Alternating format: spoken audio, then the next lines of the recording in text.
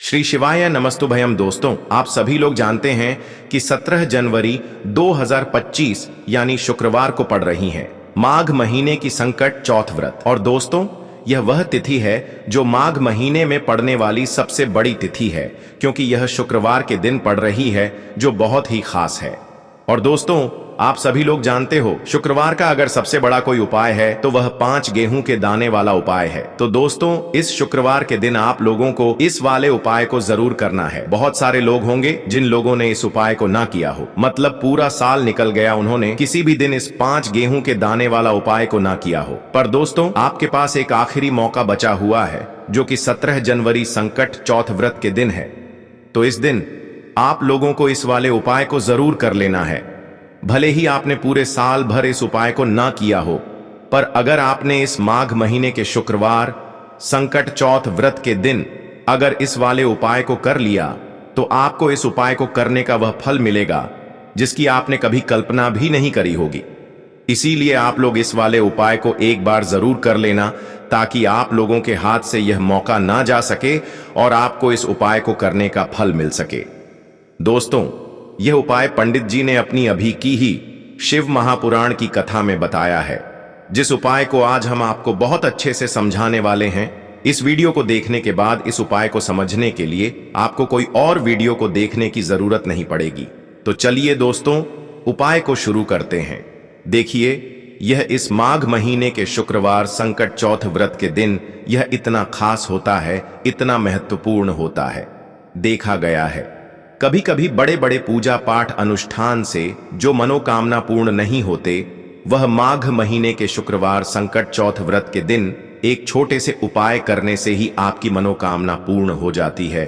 और बहुत सारे लोगों ने इस उपाय को किया भी है और उनको इस उपाय को करने का फल भी जरूर मिला है।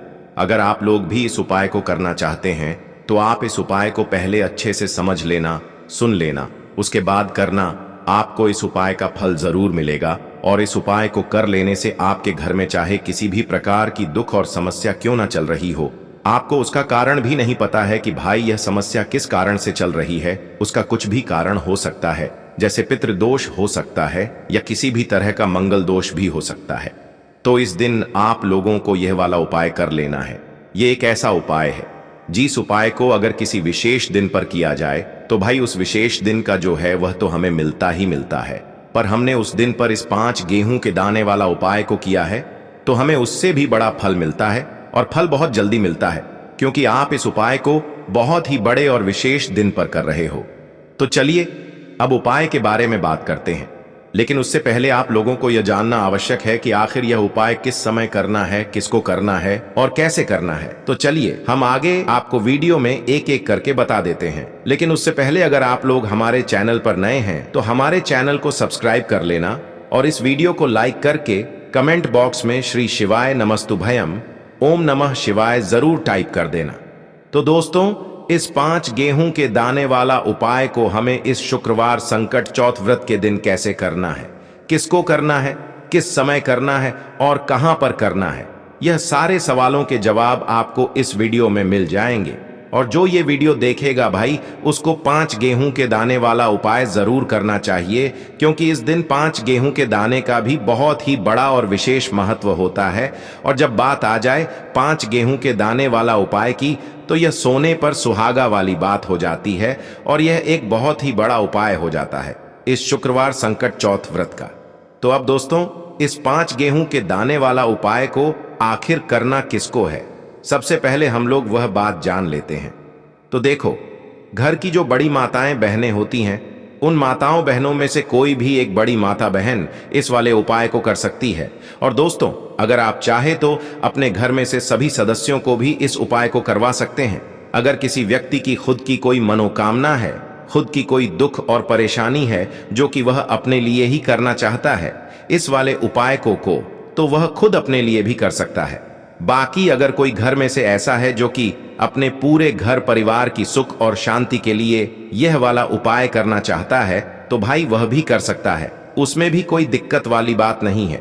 कहने का मतलब यह है कि इस उपाय को हर एक सदस्य भी कर सकता है, और पूरे घर परिवार के सदस्य के लिए घर की बड़ी माताओं बहनों में से कोई एक माता बहन भी कर सकती है।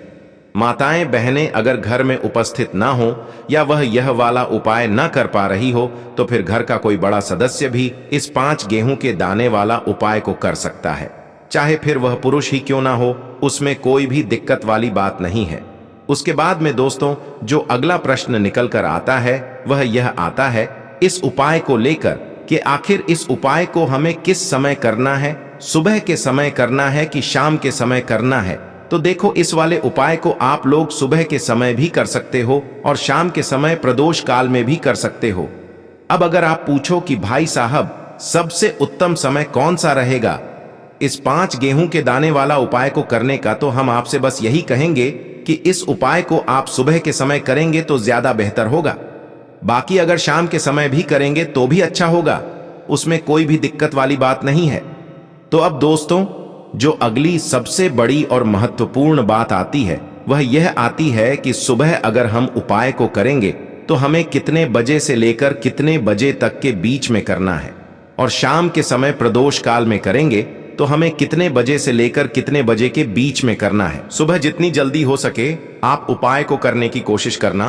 बाकी अगर किसी कारणवश लेट भी हो जाओ, थोड़ी देर भी हो जाए, तो 10 या 11 बजे तक भी आप उपाय कर लेना, पर 12 बजे से ज्यादा देरी ना हो, ठीक है? इस बात का ध्यान रखना।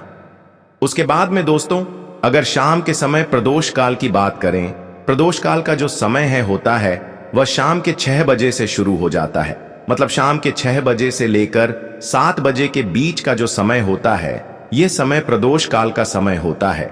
इस उपाय को 7 या 8 बजे के बीच में भी कर सकते हो।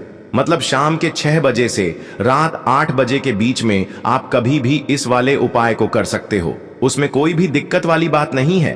परंतु शुक्रवार संकट चौथ व्रत के दिन कोशिश करना कि समय के अंतर्गत ही कर लो। किसी कारणवश ना कर पाओ तो थोड़ा देरी से भी कर सकते हो, आपको उपाय का फल जरूर मिलेगा। तो आज के इस पूरे ही वीडियो में हम आपको 3 महा उपाय बताने वाले हैं जो कि आपको इस शुक्रवार संकट चौथ की तिथि पर ही करने हैं। देखिए, पहला जो उपाय है आपको मात्र 5 गेहूं के दानों से करना है। आपके बच्चों को तेज की प्राप्ति होगी, यानी कि वह जो भी कार्य करेंगे निश्चित ही उन्हें उस कार्य में सफलता प्राप्त होगी। तो इसीलिए आपको यह 5 गेहूं के दानों वाला उपाय करना है। दूसरा जो उपाय है, यदि आपके बच्चों की जो मन की मनोकामना है, मन की जो इच्छाएं हैं वह अभी तक परिपूर्ण नहीं हो पाई है, तो सभी माताओं को एक उपाय करना है जिससे कि उनकी जो हर मनोकामना है वह परिपूर्ण हो जाए। और तीसरा जो उपाय है बहुत ही सुंदर सा होने वाला है। माताएं भी ये उपाय कर सकती हैं, साथ ही साथ घर का कोई भी सदस्य यह उपाय कर सकता है। देखिए, यह जो उपाय है धन की प्राप्ति के लिए होने वाला है। गणेश जी की कृपा से आपके जीवन में जो भी धन आएगा वह सुख का धन आएगा, यानी कि किसी भी गलत रास्ते से वह धन नहीं आएगा, सुख शांति वाला वह धन आएगा। देखिए दोस्तों, आज के जो तीनों ही उपाय हैं पूज्य गुरुदेव पंडित प्रदीप जी मिश्रा की कथा को सुन करके और समझ करके ही आपको समझाने का पूरा प्रयास करेंगे। लेकिन उससे पहले वीडियो को लाइक करें। देखिए, पहला उपाय, इस उपाय के लिए आपको मात्र 5 गेहूं के दाने लेने होंगे। सामने स्क्रीन पर आपको दिखाए जा रहे हैं। इसी प्रकार से आपको मात्र 5 गेहूं के दाने लेने होंगे। इसी के साथ में आपको एक तांबे के पात्र के अंदर शुद्ध जल लेना होगा अपने घर से। अब देखिए, यह जो गेहूं के दाने हैं इन्हें आपको अपने सीधे हाथ में रखना है, और जो जल का पात्र है इसे आपको अपने दूसरे हाथ में लेना है, और इन दोनों ही सामग्रियों को आपको भगवान शिव के मंदिर में लेकर के पहुंच जाना है। देखिए, यह जो उपाय हैं आप सुबह से लेकर के शाम तक किसी भी समय में कर सकते हैं, और संकट चौथ की तिथि पर आप यह उपाय चंद्रोदय के समय भी कर सकते हैं। तो रात्रि में यदि आप यह उपाय नहीं कर सकते हैं तो फिर आप सुबह से लेकर के शाम तक किसी भी समय में इस उपाय को कर सकते हैं। देखिए दोस्तों, सबसे पहले तो आपके पास जो 5 गेहूं के दाने हैं इनमें से आपको 4 गेहूं के दाने अलग कर लेने हैं, क्योंकि संकट चौथ की तिथि है। लेकिन आपको एक बात का ध्यान रखना है कि जो ये 5 ही गेहूं के दाने हैं कहीं से भी खंडित नहीं होने चाहिए। तो सबसे पहले तो आपको 4 गेहूं के दाने अलग कर लेने हैं, और इन 4 गेहूं के दानों को आपको अपने सिद्धत में रखना है, और आपको ओम गण गणपते नमः या फिर ओम श्री गणेशाय नमः इस मंत्र का जाप करना है। और इन 4 गेहूं के दानों को आपको थोड़ा सा गीला कर लेना है, क्योंकि सूखी चीजें हम कभी भी शिवलिंग पर अर्पित नहीं करते हैं। तो 4 गेहूं के दानों को आपको थोड़ा सा गीला कर लेना है। अब ये जो 4 गेहूं के दान हैं, इन्हें आपको शिवलिंग पर सीधे तरफ जहां गणेश जी का स्थान होता है वहां पर आपको अर्पित कर देने हैं। यानी कि शिवलिंग पर जहां गणेश जी विराजमान होते हैं वहां पर आपको ये 4 गेहूं के दाने अर्पित कर देने हैं।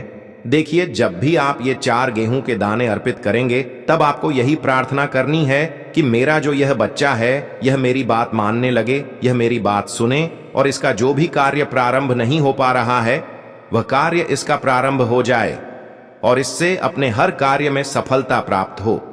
यह मेहनत बहुत ही अधिक कर रहा है, लेकिन इससे पर्याप्त मात्रा में सफलता की प्राप्ति नहीं हो पा रही है, तो इसकी जो यह मेहनत है यह सफल हो। यदि यह पढ़ता नहीं है तो इससे बुद्धि, ज्ञान और विवेक की प्राप्ति हो। इस प्रकार से कामना करते हुए ये जो 4 गेहूं के दान है, इन्हें आपको शिवलिंग पर सीधी तरफ जहां गणेश जी का स्थान होता है वहां पर अर्पित कर देने हैं। अब दोस्तों, आपके पास जो तांबे के पात्र के अंदर शुद्ध जल है, इसमें से थोड़ा सा जल आपको शिवलिंग पर जहां गणेश जी का स्थान होता है वहां पर अर्पित कर देना है। मात्र आपको थोड़ा सा जल ही समर्पित करना है। इसके बाद आपको उस पात्र के अंदर थोड़ा सा जल और शेष बचा लेना है। अब देखिए दोस्तों, आपके पास जो 5वां और अंतिम गेहूं का दाना बचा था, इसे आपको उस पात्र के अंदर ही डाल देना होगा। अब इस जल को आपको भगवान शिव के शिवलिंग पर ही श्री शिवाय नमस्तुभ्यम इस मंत्र का लगातार जाप करते हुए समर्पित कर देना होगा। बस इतना सा उपाय आपको करना है। आपके जीवन की जो भी मनोकामना है आपके बच्चों से जुड़ी हुई, वह निश्चित ही परिपूर्ण होगी।